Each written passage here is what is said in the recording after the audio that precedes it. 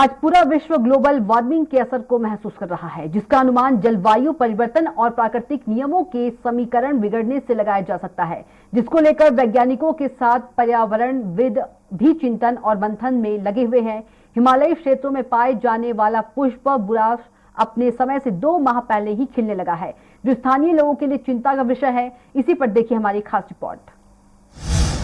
पहाड़ों पर global warming का असर, समय से पहले ही खिलने लगा बुरांश फूल।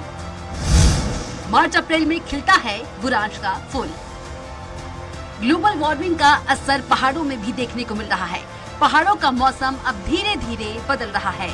जहां फरवरी तक बारिश और बर्फबारी देखने को मिलती थी, लेकिन अब इसके उलट धूप खिलती हुई दिख रही है, जो सीधे सीधे जलवायु परिवर्तन की ओर इशारा करता है।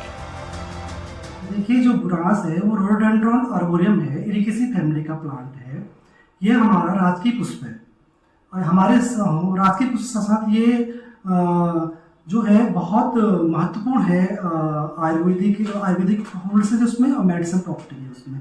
अभी देखिए, हम ऐसा क्या, ये जो परिवर्तन आ रहा है, मौसम जलवायु परिवर्तन का जो मुद्दा है, उसमें इसको उसके सापेक्ष जो है, इसी में पहले जो है फ्लावरिंग हो गई। जो बुरांश के फूल मार्च अप्रैल के महीने में खिलते थे, वह फरवरी में ही खिल चुके हैं, बल्कि अब उसकी पंखुड़ियां गिरनी और सूखनी शुरू हो गई है।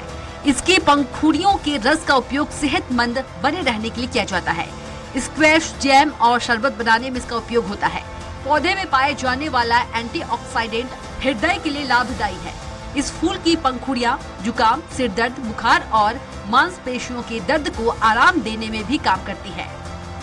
बुरांश का जो फूल है वो शिवरात्रि के बाद खिलना प्रारंभ होता था और काफी लगभग 1-1.5 माह तक वो रहता था, लेकिन इस बार शिवरात्रि से पूर्व ही बुरांश जो है धीरे धीरे खत्म होने की कगार पर है। बुरांश के फूल धीरे धीरे खत्म हो रहे हैं और जितने भी हम आसपास के जंगलों में देख रहे हैं, तापमान बढ़ने के कारण बुरांश के फूल सूख चुके हैं। जलवायु के समय चक्र में परिवर्तन होना कोई शुभ संकेत नहीं है। इसका खामियाजा किस रूप में चुकाना पड़ेगा, यह समय के अधीन है।